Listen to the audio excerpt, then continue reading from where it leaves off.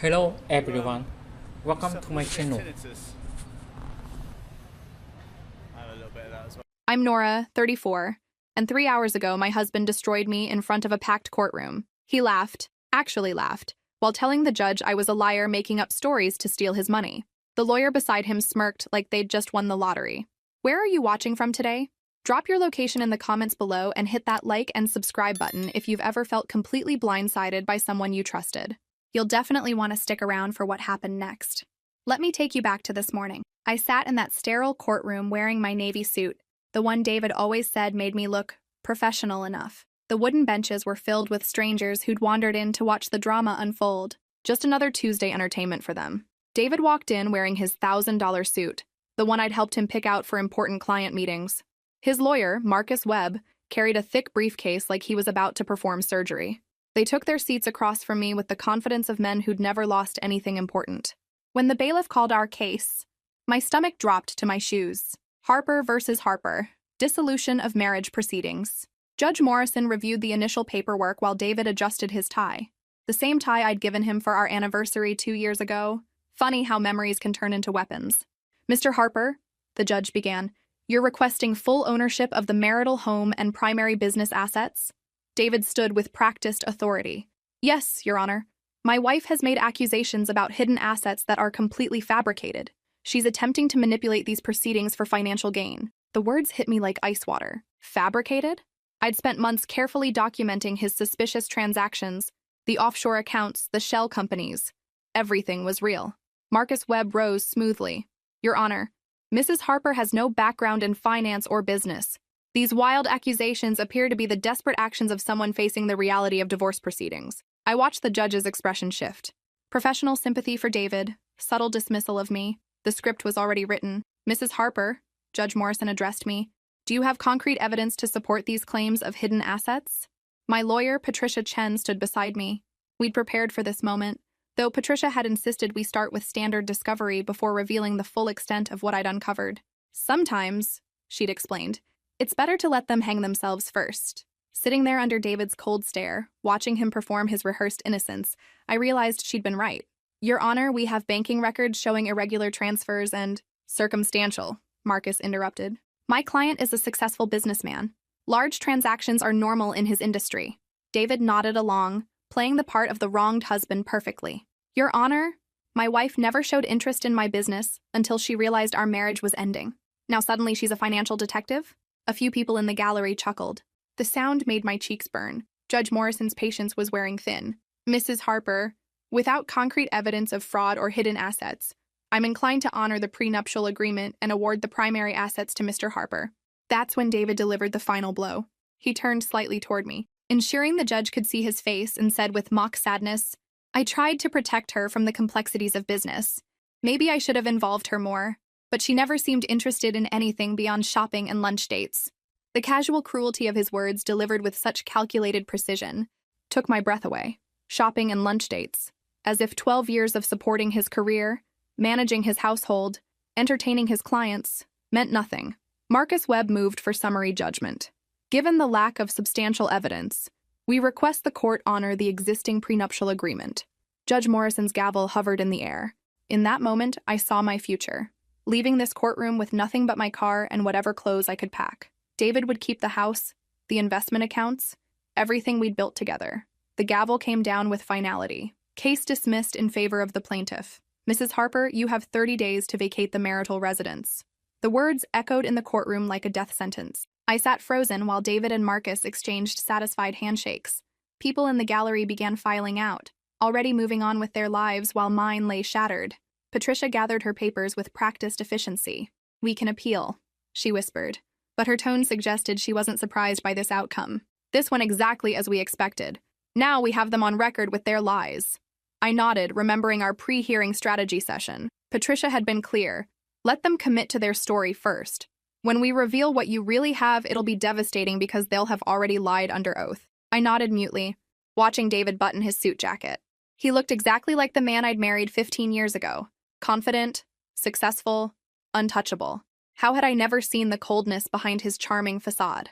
As I stood to leave, my legs felt unsteady. The weight of everyone's stares pressed down on my shoulders. These strangers had witnessed my public humiliation, and tomorrow they'd probably forget my name entirely. The courtroom doors felt impossibly heavy as I pushed through them. The hallway buzzed with lawyers and clients conducting business, their voices blending into white noise. Normal people having normal legal proceedings while my entire world collapsed. That's when I heard Marcus Webb's voice behind me. She walked away with nothing, exactly as we planned. I stopped walking. The words hung in the air like smoke, confirming what I'd suspected but hoped wasn't true. This wasn't just about divorce. It was about deliberate destruction. Couldn't have gone better, David replied, his voice carrying that satisfied tone I'd heard after successful business deals. She never suspected a thing. My hands began trembling, not from sadness anymore, but from rage so pure it felt like electricity in my veins. They were standing maybe 20 feet behind me, probably assuming I'd already left in defeat. I turned around slowly, drinking in their expressions of smug victory. Marcus had loosened his tie. David was checking his phone. Two men celebrating the systematic dismantling of someone else's life. "Gentlemen," I said, my voice carrying clearly through the hallway. They looked up, startled. David's face shifted from satisfaction to annoyance, like I was interrupting something important. "Did you have something to add, Nora?" His tone dripped with condescension. I walked toward them with measured steps, my heels clicking against the marble floor. Other people in the hallway began to notice the tension, slowing their conversations to watch. "Just wanted to congratulate you both," I said, stopping directly in front of them. That was quite a performance in there. Marcus adjusted his cufflinks, uncomfortable with my proximity. "Mrs. Harper, I understand you're disappointed, but the judge made his decision based on the evidence presented." "Oh, I'm not disappointed," I replied, allowing a small smile to play across my lips. "I'm impressed. The coordination between you two was flawless, especially the part about me being a desperate housewife with no understanding of business." David's jaw tightened. "Nora, don't embarrass yourself further." "Embarrass myself?" I laughed, the sound sharp enough to cut glass. "David, I've been married to you for 12 years. Did you really think I spent all that time shopping and having lunch dates?" Something flickered in his eyes, the first hint of uncertainty I'd seen all day. "What exactly are you implying?" Marcus stepped forward, his lawyer instincts sensing danger. I reached into my purse and pulled out a manila envelope, both men's eyes fixed on it like it might contain a bomb. "I'm not implying anything," I said, tucking the envelope back into my bag. "I'm simply saying that underestimating someone for over a decade gives them plenty of time to pay attention." The color began draining from David's face. "Pay attention to what?" I leaned closer, dropping my voice so only they could hear. "To everything, David. Absolutely everything." The look of growing panic in his eyes told me Patricia's strategy was working perfectly. Let them think they'd won first, then show them how wrong they were. Marcus grabbed David's arm. "We need to go." But I wasn't finished. "Oh, and Marcus, you might want to brush up on federal fraud statutes. Something tells me you're going to need that knowledge very soon." With that, I turned and walked away, leaving them standing in the hallway with expressions of growing panic. The elevator doors closed behind me, finally giving me privacy to process what just happened. My reflection stared back from the polished metal, composed on the surface, volcanic underneath. 12 years of marriage had taught me to read David's expressions like a weather map. The confidence he'd displayed in the courtroom was already cracking, replaced by the twitchy anxiety he got when business deals went sideways. Good. Let him sweat. My phone buzzed with a text from Patricia. "That was interesting. Call me when you're ready to discuss next steps." Next steps. 3 hours ago, I thought those would involve packing my belongings and finding an apartment. Now I had work to do. The parking garage echoed with my footsteps as I walked toward my car. The BMW David had insisted on buying me last year. "Successful men have successful wives," he'd said. Everything in our lives had been about maintaining appearances. I sat in the driver's seat for a moment, letting the reality sink in. For 12 years, I'd played the perfect wife, supported his career, managed his social calendar, smiled at his colleagues' wives while they talked about charity galas and vacation homes. What none of them knew was that I had a degree in accounting from Northwestern. I'd given up my career when David's business started taking off, but I'd never stopped understanding numbers. Every financial document that crossed our kitchen table, every business conversation he'd had on speakerphone, every confidential meeting in his home office, I'd absorbed it all. Have you ever been so angry that you suddenly see things with perfect clarity? Comment below if you've ever had that moment where everything clicked into place. The envelope in my purse contained copies of everything I'd collected over the past 18 months. Bank statements showing transfers to accounts I wasn't supposed to know about. Contracts with shell companies that existed only on paper. Email printouts discussing creative accounting methods with his business partner, Richard Steele. David thought he was clever, moving money around like a magician's trick. What he didn't realize was that his wife had been watching from the audience, taking notes on every sleight of hand. My phone rang. David's ringtone. I almost declined the call, then decided to answer. This should be entertaining. Nora, what the hell was that stunt you pulled in the hallway? His voice had lost the smooth confidence from the courtroom. Now he sounded like the man who'd panicked when the IRS audited his first business. Hello to you too. David, how's your celebration lunch going? Cut the act. What did you mean about paying attention? What envelope were you waving around? I could picture him pacing, probably in Marcus's office, running his hands through his hair like he did when stressed. Oh, that little thing? Just some light reading material I've been collecting? Collecting what? Exactly? The desperation creeping into his voice was delicious. You know, David, for someone who just convinced a judge that I'm too stupid to understand business, you're certainly worried about what your ignorant ex-wife might know. Silence on the other end. I could practically hear the gears turning in his head, trying to calculate what damage I might be capable of inflicting. Nora, if you're thinking about causing trouble. Trouble? I laughed. David, you haven't seen trouble yet. But you will. I hung up and immediately called Patricia. I need to schedule a meeting, I said when she answered. And bring your federal fraud contact. We have a case to build. Patricia's office overlooked downtown Seattle, floor-to-ceiling windows offering a view of Elliott Bay. I'd been here countless times during the divorce proceedings, but today felt different. Today, I wasn't the victim seeking help.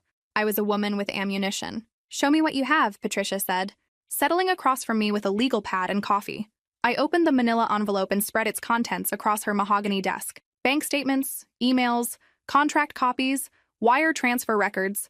2 years of careful documentation laid out like evidence at a crime scene. Patricia's eyebrows rose as she examined the paperwork.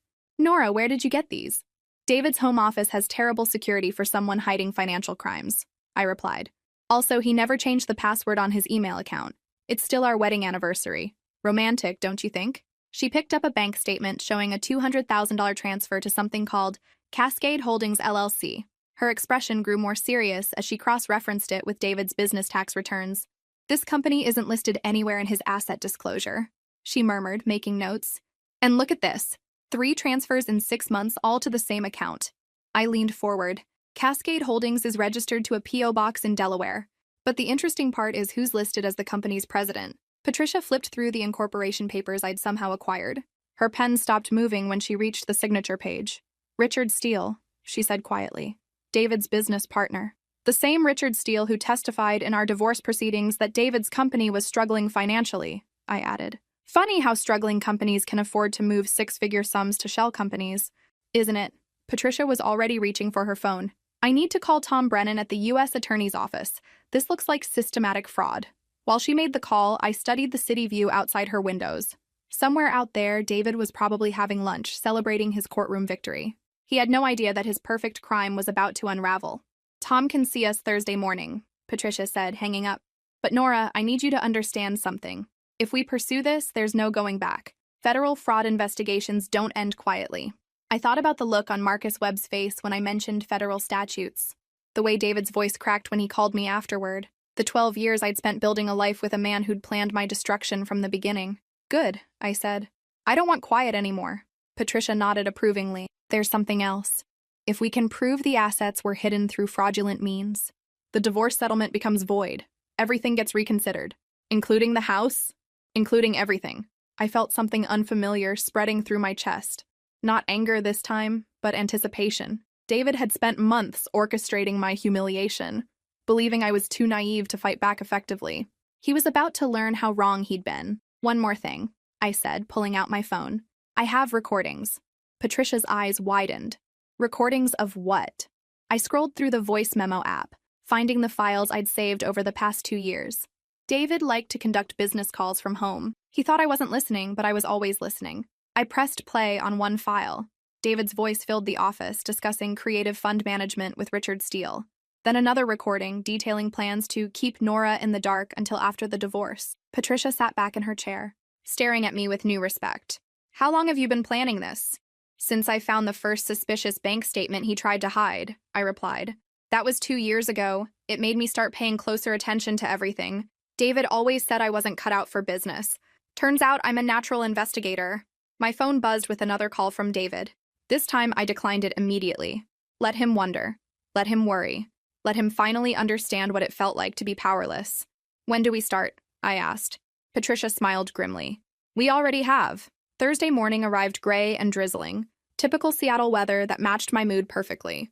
I dressed carefully. The same navy suit from the divorce hearing, but this time with different accessories. Today called for my grandmother's pearl earrings, the ones that made me feel connected to a woman who'd survived much worse than a cheating husband. The federal building downtown looked imposing under the cloudy sky, all concrete and glass designed to intimidate.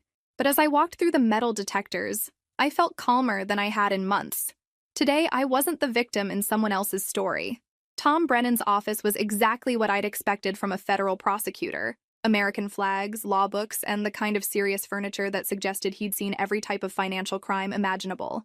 Mrs. Harper, he said, shaking my hand with professional warmth, Patricia's told me quite a bit about your situation. Patricia had prepared him well. The evidence was already laid out on his conference table, organized into neat piles that told the story of David's deception. Walk me through this, Brennan said, gesturing to the documents. Start from the beginning. I took a breath, gathering my thoughts. My husband spent our entire marriage convincing everyone, including me sometimes, that I was financially naive, but he made one critical mistake, which was, he did all his scheming from our home office, and he never bothered to soundproof it.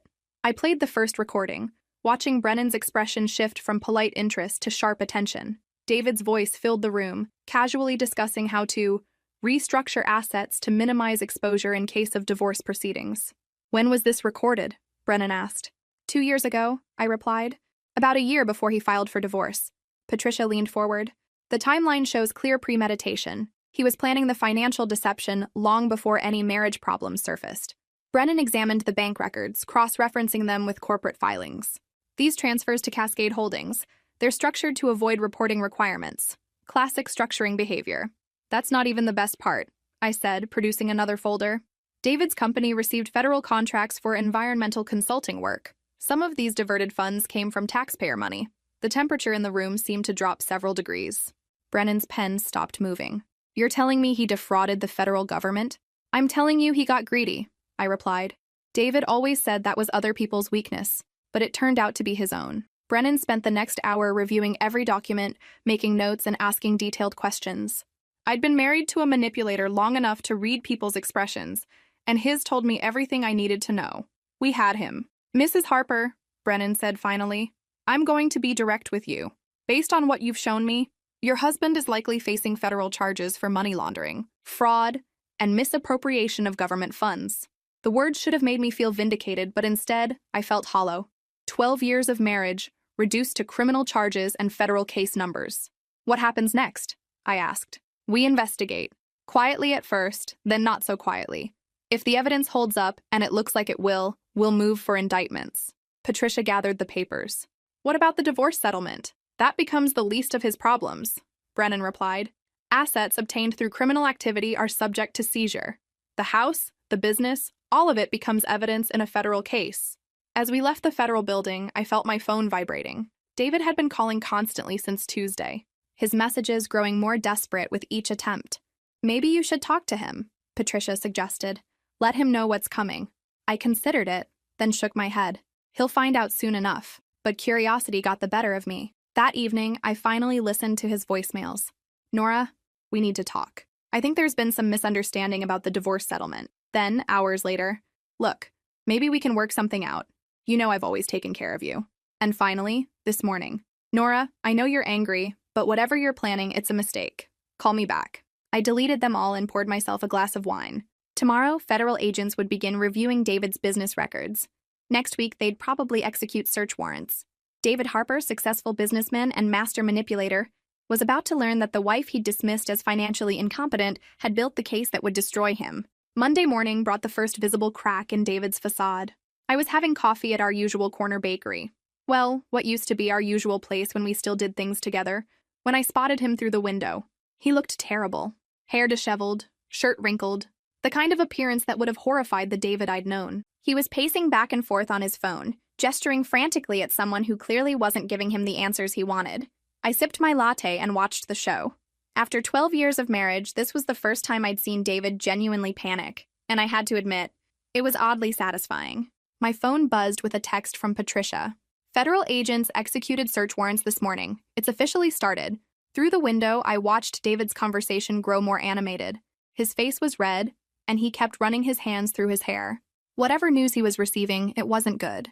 The bakery door chimed, and David walked in, still clutching his phone. Our eyes met across the small space, and for a moment, neither of us moved. Then he walked over to my table like a man approaching his execution. "Nora," he said, his voice hoarse. "We need to talk." I gestured to the empty chair across from me. "By all means." He sat down heavily, looking older than I'd ever seen him. "Federal agents were at my office this morning. They seized my computer, my files, everything." "That sounds stressful," I replied, keeping my voice neutral. "They're saying I committed fraud, money laundering. They think I stole government money." I tilted my head, studying his face. "Did you?" The question hung between us like a loaded gun. David's mouth opened and closed several times before he found his voice. "It's not that simple. Business is complicated. Sometimes money moves in ways that look criminal," I suggested helpfully. His composure finally cracked completely. "Nora, they could take everything. The house, the business, my reputation. I could go to prison." I set down my coffee cup carefully. "And you're telling me this because I know you're involved somehow. This isn't coincidence. First you make threats in the courthouse hallway. Now federal agents are crawling through my business records. Smart man. My husband. Too bad he'd underestimated me for over a decade." "David," I said slowly, "do you remember what you said in that courtroom? About me being financially naive? About how I spent my time shopping and having lunch dates?" He shifted uncomfortably. "That was just for the judge. You know I didn't mean— Actually, I think you meant every word." I leaned forward. "You've spent our entire marriage believing I was too stupid to understand what you were doing. Even now, sitting here while your world collapses, you can't quite believe that your ignorant little wife might be capable of bringing you down." The color drained from his face. "What did you do?" "I paid attention, David. Something you never expected me to do." He stared at me like he was seeing me for the first time. Maybe he was. "The recordings, the bank statements, the emails. It was all you?" I smiled. "Every single piece of evidence, collected over 18 months of careful observation." David's hands began trembling. "Nora, if you help them convict me, you'll get nothing. They'll seize every asset we have. We don't have any assets, David. You made sure of that in court last week. Remember? I walked away with nothing." The irony wasn't lost on either of us. In his effort to keep everything from me, he'd put everything at risk. "I can fix this," he said desperately. "I can make the charges go away, restructure the business, give you whatever you want in the divorce." I stood up, gathering my purse. "It's too late for that." "Nora, please, I'm begging you." I looked down at him. This powerful man reduced to pleading in a coffee shop. A year ago, the sight would have broken my heart. Today, it felt like justice. "You know what the funny thing is, David? If you'd just been honest about the divorce, split things fairly, none of this would have happened. But you got greedy. You wanted to humiliate me and keep everything for yourself." I started toward the door, then turned back. "Oh, and David? You might want to call a criminal defense attorney. Something tells me Marcus Webb specializes in the wrong kind of law for what's coming next." As I walked out, I heard him frantically dialing his phone. But it was too late for lawyers, too late for damage control, too late for anything except consequences. The investigation was just beginning, but David Harper's reign as an untouchable businessman was already over. What do you think will happen when the full scope of David's crimes comes to light? Let me know in the comments, and don't forget to like and subscribe for the next part of this story. Phase 1 was complete. Phase 2 was about to begin. 2 weeks after my coffee shop encounter with David, Patricia called with news that made me smile for the first time in months. "The federal investigation gave us everything we needed," she said. "I'm filing a motion to reopen the discovery phase of your divorce proceedings." I was sitting in my temporary apartment, a furnished studio that cost more per month than most people's mortgages, staring at the single window that faced a brick wall. David's handiwork had left me here, but not for much longer. "What are our chances?" I asked.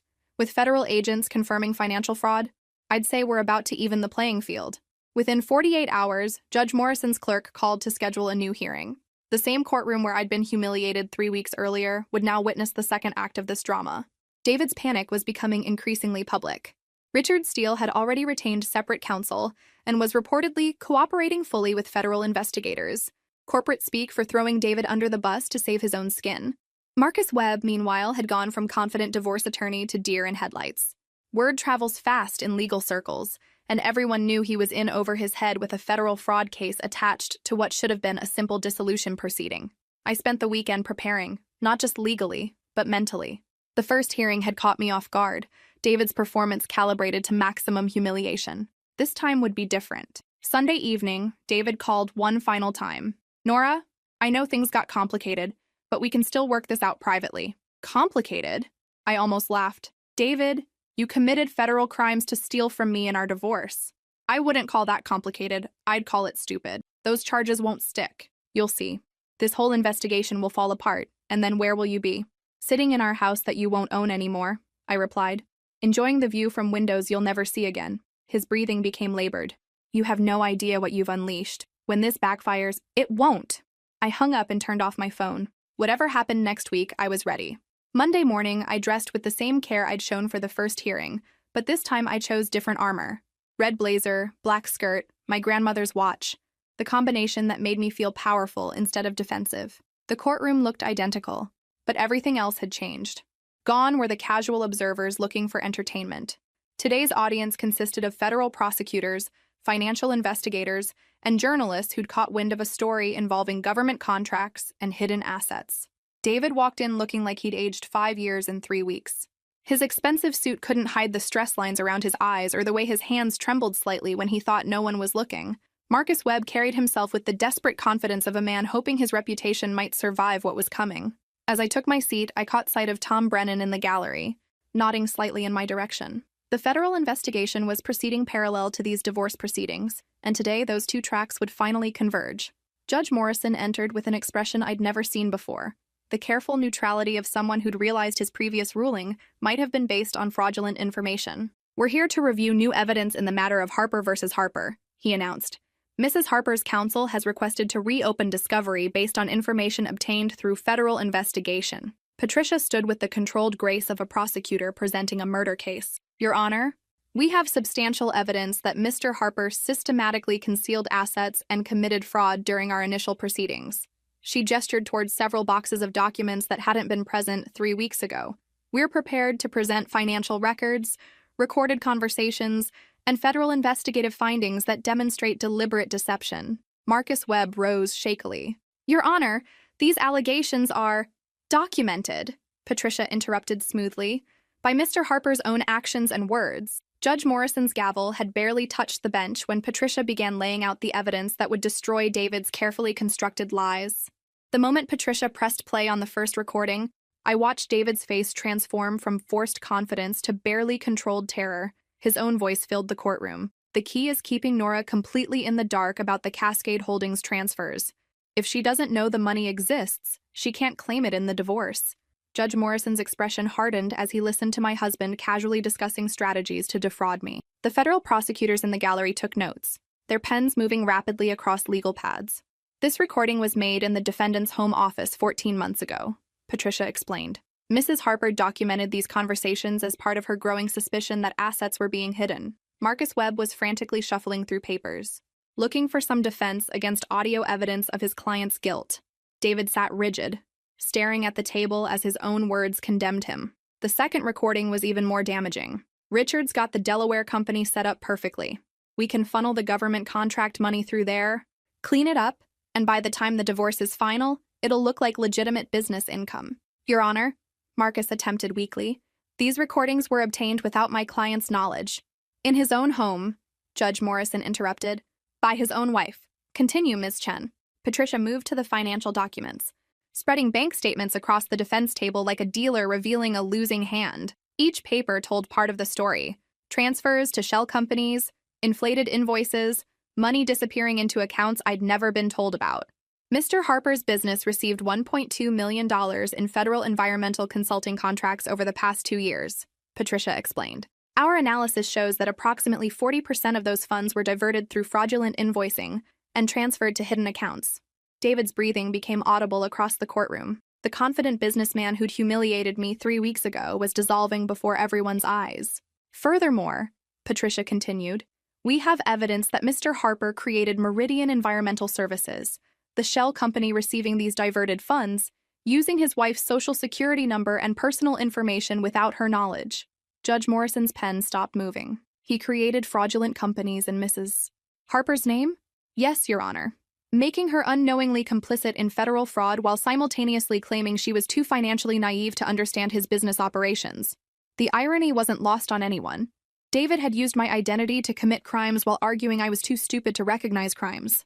Marcus Webb made one last desperate attempt. Your Honor, even if irregularities exist in my client's business practices, that doesn't necessarily impact the divorce settlement. It does when those business practices constitute criminal fraud, Tom Brennan said, rising from the gallery. Your Honor, the U.S. Attorney's Office formally notifies this court that Mr. Harper is under federal investigation for money laundering, fraud, and misappropriation of government funds. The temperature in the room seemed to drop 10 degrees. David's face went completely white. Judge Morrison set down his pen and stared directly at my soon-to-be ex-husband. Mr. Harper, do you understand that assets obtained through criminal activity cannot be protected in divorce proceedings? David's mouth moved, but no sound came out. Marcus Webb whispered urgently in his ear, but David seemed incapable of processing information. Your Honor, Patricia said, producing yet another folder, we have documentation showing that the marital home's mortgage was paid down using funds from these fraudulent transfers. The investment accounts Mr. Harper was awarded in the original settlement were funded through the same criminal enterprise. I sat quietly, watching the systematic demolition of David's lies. 3 weeks ago, he'd portrayed me as a desperate housewife making wild accusations. Today, federal prosecutors were confirming every detail of my fabricated claims. The man who'd laughed at my evidence was discovering that his wife had built an airtight case against him. But we weren't finished yet. Patricia saved the most devastating revelation for last. Your Honor, there's one more thing the court should know about Mrs. Harper's alleged ignorance of her husband's business affairs. She pulled out a document that made David's eyes widen in recognition and terror. Mrs. Harper holds a bachelor's degree in accounting from Northwestern University, summa cum laude. She worked as a forensic accountant for 3 years before their marriage. Mr. Harper's claims about her financial incompetence were, shall we say, greatly exaggerated. The courtroom erupted in whispers. Judge Morrison's eyebrows rose as he processed this information. David turned to stare at me with something approaching horror. In that moment, he finally understood. The naive wife he'd manipulated for 12 years had never existed. I'd been watching, learning, and documenting his crimes the entire time. The predator had married an accountant and somehow convinced himself she wouldn't notice his fraud. Judge Morrison called for a 30-minute recess, but the real drama was happening in the hallway. David cornered me near the water fountains, his composure completely shattered. Forensic accountant? His voice cracked. 12 years, Nora, 12 years you let me believe that I was stupid? I filled my paper cup with ice-cold water, buying time to savor his realization. David, you convinced yourself I was stupid because it was easier than admitting you married someone smarter than you. His hands were visibly shaking now. Why didn't you stop me? If you knew what I was doing, I turned to face him fully. Stop you from what? Making it easier to divorce you? Providing evidence of your crimes? Why would I interrupt you while you were destroying yourself so efficiently? Marcus Webb approached with the desperate urgency of a man watching his career implode. Mrs. Harper, perhaps we could discuss a settlement. Settlement? I laughed, the sound echoing off the marble walls. Marcus, your client is facing federal charges. What exactly do you think he has left to settle with? David grabbed my arm, then immediately released it when he realized several court officers were watching. Nora, please, I know I made mistakes, but you can't let them destroy me completely. I'm not destroying you, David. You destroyed yourself. I just documented it. The bailiff called us back to the courtroom, where Judge Morrison had clearly spent his recess reviewing federal statutes regarding criminally obtained assets. Before we proceed, he announced, I want to clarify something for the record. Mrs. Harper, is it true that you hold an accounting degree from Northwestern? I stood. Yes, Your Honor. Bachelor of Science in Accounting, 1998. I specialized in forensic analysis of financial crimes. And you worked in this field before your marriage? For 3 years at Morrison & Associates, investigating corporate fraud cases. Judge Morrison's expression was unreadable, but I could sense his growing anger at having been manipulated during our first hearing. Mr. Harper, were you aware of your wife's educational and professional background when you testified about her alleged financial incompetence? David opened and closed his mouth several times before managing. She hadn't worked in that field for years. That wasn't my question. Were you aware that she possessed the exact skills necessary to recognize financial fraud when she saw it? The silence stretched until it became painful. Marcus Webb nudged his client, but David seemed incapable of forming words. I'll take that as a yes, Judge Morrison said dryly. Patricia stood to deliver the final blow. Your Honor, we'd like to present one additional piece of evidence, the key to this entire case. She produced a manila folder I'd never seen before. When Mr. Harper created Meridian Environmental Services using his wife's personal information, he made a critical error. He registered Mrs. Harper as the company's secretary and listed her as an authorized signatory on all accounts. David's face went completely white. What does that mean? Practically speaking, Judge Morrison asked. It means that Mrs. Harper is legally entitled to access all company records, financial statements, and bank accounts. She has been unknowingly authorized to investigate her own husband's fraud for the past 2 years. The elegant simplicity of it was breathtaking. David had unknowingly given me legal access to document his own crimes. Judge Morrison was struggling to contain what looked like judicial fury.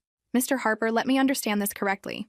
You used your wife's identity to create fraudulent companies, then testified under oath that she was too financially naive to understand your business operations? Your Honor, I can explain. Please do. But David couldn't explain because there was no explanation that didn't confirm his guilt. He'd trapped himself in a web of lies so elaborate that every thread led back to criminal fraud. Marcus Webb made one final, desperate attempt. Your Honor, my client requests time to consult with Criminal Defense Counsel. I'm sure he does, Judge Morrison replied coldly. But we're here to address the divorce settlement that was based on fraudulent testimony and hidden assets. The judge opened the thick folder containing federal financial analysis of David's business operations. As he reviewed the documents, his expression grew increasingly grim.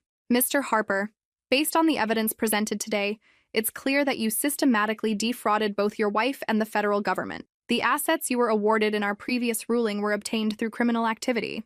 David was gripping the table so tightly his knuckles had turned white. Mrs. Harper, Judge Morrison continued, you were correct. Your husband did hide assets. Approximately $800,000 in criminally obtained funds that should have been disclosed in these proceedings.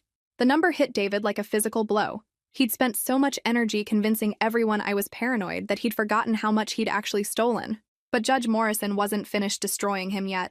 The court's previous ruling is hereby vacated, Judge Morrison announced, his voice carrying the weight of absolute authority. All assets awarded to Mr. Harper are immediately frozen pending federal criminal proceedings. The words echoed through the courtroom like a funeral bell. David slumped in his chair as if someone had cut his strings. Furthermore, the judge continued, under federal statutes governing criminally obtained assets, Mr. Harper has no legal claim to any property purchased with fraudulent funds. This includes the marital residence, investment accounts, and business assets. Marcus Webb was frantically scribbling notes, probably calculating how to distance himself from this disaster. His reputation was taking collateral damage from David's spectacular downfall.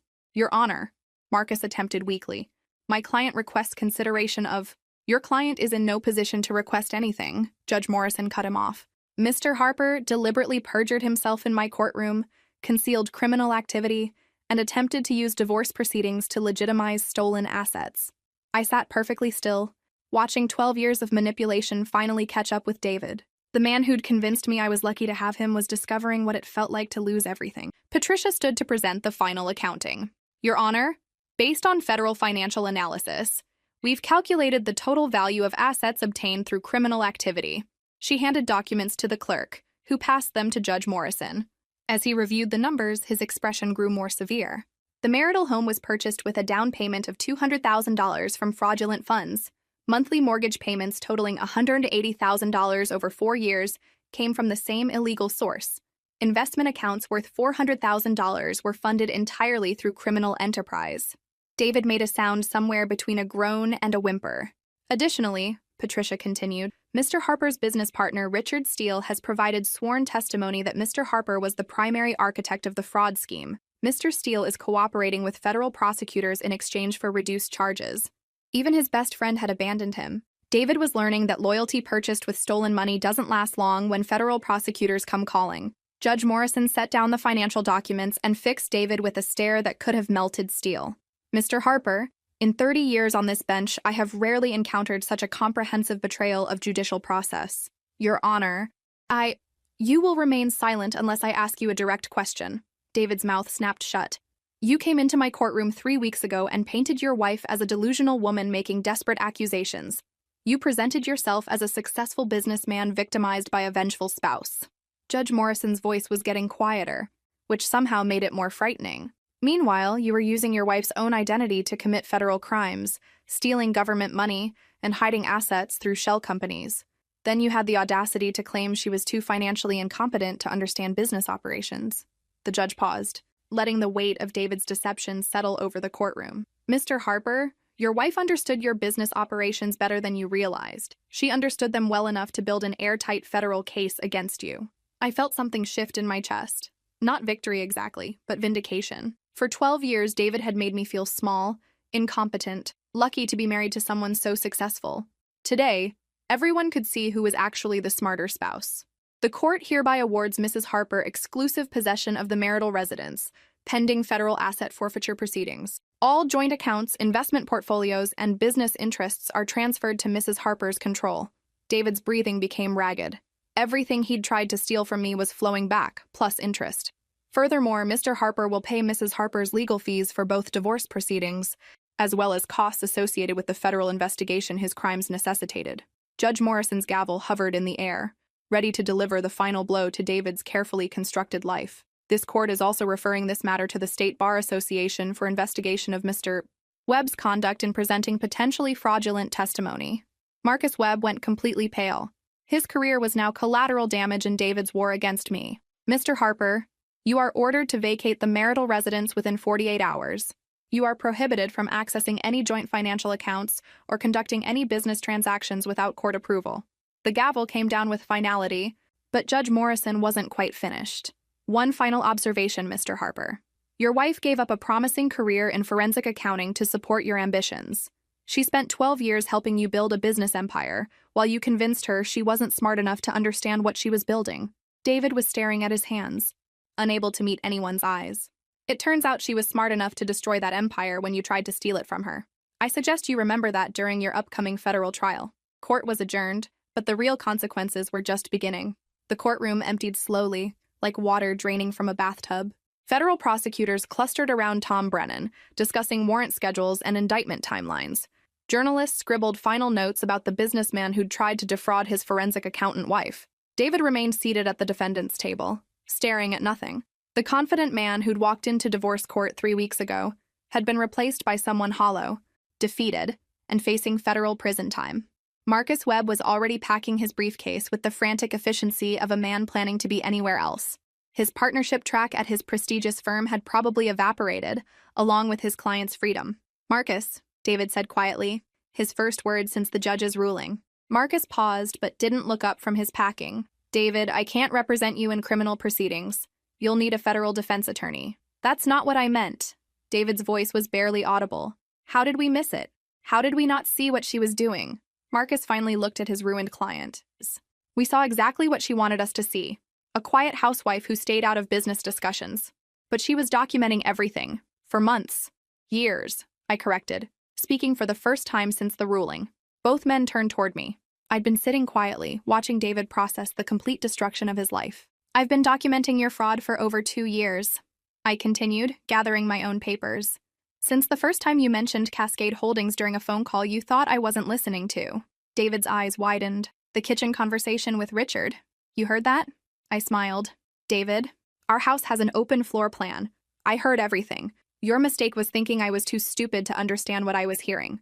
Marcus Webb fled the courtroom like his suit was on fire, probably calculating how to explain this disaster to his senior partners. His career would survive, but his reputation as a sharp divorce attorney was finished. David and I were alone now, except for court officers maintaining professional distance. "Nora," he said, his voice breaking slightly, "I know I can't fix this, but I need you to understand something." I waited, curious what final manipulation he might attempt.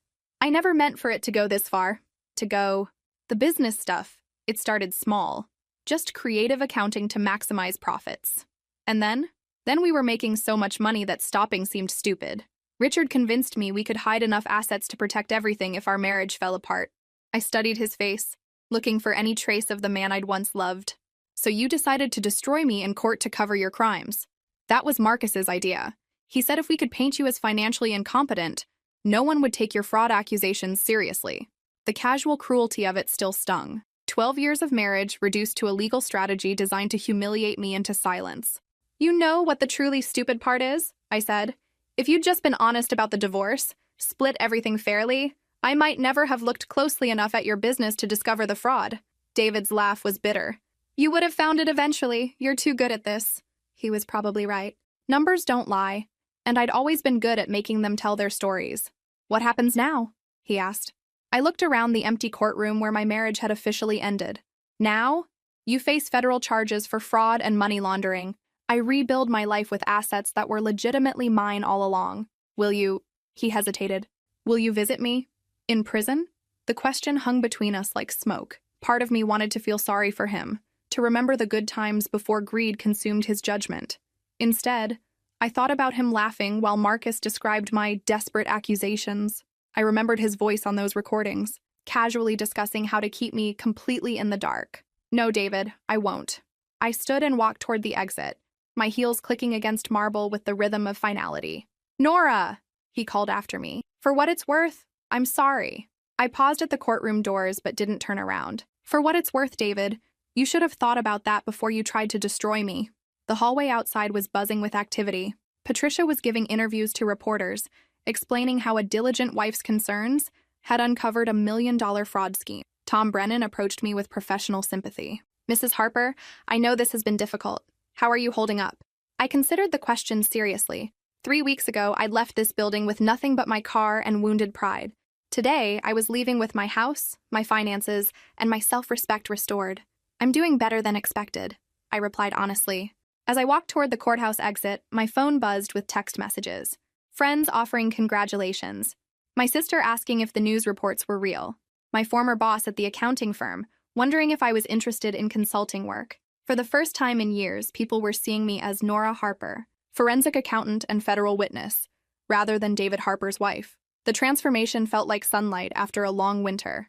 2 years later, I woke up in my own house, truly my own now, with the deed bearing only my name. Sunlight streamed through windows I'd cleaned myself, across floors I'd chosen to refinish in cherry instead of David's preferred oak. The newspaper on my kitchen table featured a small article on page 6.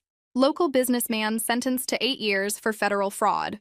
David Harper, once a prominent figure in Seattle's environmental consulting industry, had finally exhausted his appeals and would spend the next decade learning that prison food doesn't care about your previous net worth. Marcus Webb had survived the Barr investigation with a reprimand and a year's suspension. He was reportedly selling insurance now, which seemed appropriate for someone whose legal career had become uninsurable.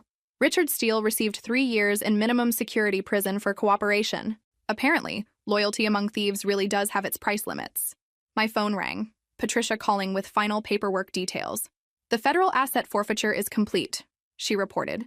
Everything's officially yours now. House, investments, even David's business equipment.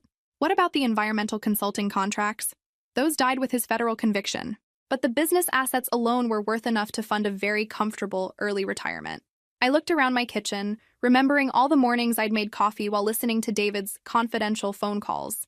If he'd known his wife was mentally cataloging his crimes while brewing his favorite Ethiopian blend, things might have turned out differently. Patricia, I've been thinking about something. What's that? I want to start consulting again. Forensic accounting, specifically divorce cases where one spouse suspects financial hiding. Patricia's laugh was warm. Nora, you'd be booked solid within a month. Solid. Half the divorce attorneys in Seattle would refer cases to you. It was true. The case that destroyed David had made me something of a local legend. The housewife who'd outsmarted federal investigators, built an airtight fraud case, and turned her husband's weapons against him. 18 months ago, teen months. During David's sentencing hearing, I'd sat in the gallery watching him shuffle to the defendant's table in an orange jumpsuit. He looked smaller somehow, diminished by the weight of his choices. When the judge asked if he had anything to say before sentencing, David had stood and delivered what might have been his first honest statement in years. Your Honor, I spent 12 years married to a brilliant woman and somehow convinced myself she was too stupid to notice my crimes. The fault isn't in her documentation or the federal investigation. The fault is in my own arrogance. He'd paused, looking back toward where I sat. My wife tried to support my legitimate success for over a decade. I threw that away because I thought I was smarter than everyone else, including her. I wasn't. 8 years seemed appropriate for someone who'd stolen government money and tried to frame his wife as delusional. Now, 2 years later, I was rebuilding more than just my finances. I was rebuilding myself. The doorbell rang, interrupting my reflection. My neighbor, Carol, stood on the porch holding a casserole dish. Thought you might want some company for dinner, she said. Unless you have plans? I did have plans.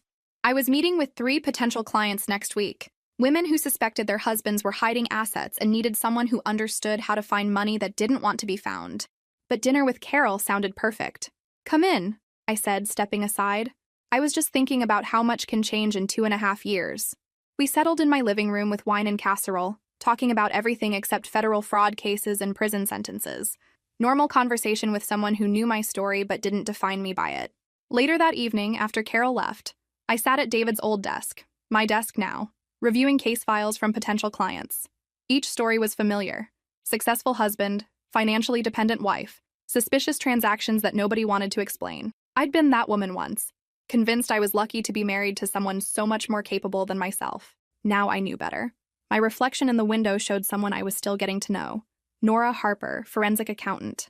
Nora Harper, federal witness. Nora Harper, the woman who'd turned her husband's fraud scheme into his destruction. The woman who'd learned that sometimes the best revenge is simply being underestimated. As I turned off the lights and headed upstairs, I passed the framed newspaper article Patricia had given me. The headline read, "Wife's Investigation Uncovers $1 Million Fraud Scheme." Below the headline was a photo of me leaving the courthouse after David's sentencing. I was walking alone, head high, carrying a briefcase full of documents that had rewritten both our lives. The woman in that photo looked nothing like the confused housewife who'd been humiliated in divorce court 2.5 years earlier. She looked like someone who knew exactly what she was worth. And for the first time in 12 years, that assessment was completely accurate. David had spent our marriage convincing me I was dependent on his success. In the end, his success had been dependent on my silence. When I stopped being silent, his empire crumbled completely. Mine was just beginning. If this story resonated with you, make sure to like and subscribe for more true stories about people who refuse to stay victims. Sometimes the person who underestimates you gives you exactly the weapon you need to defeat them.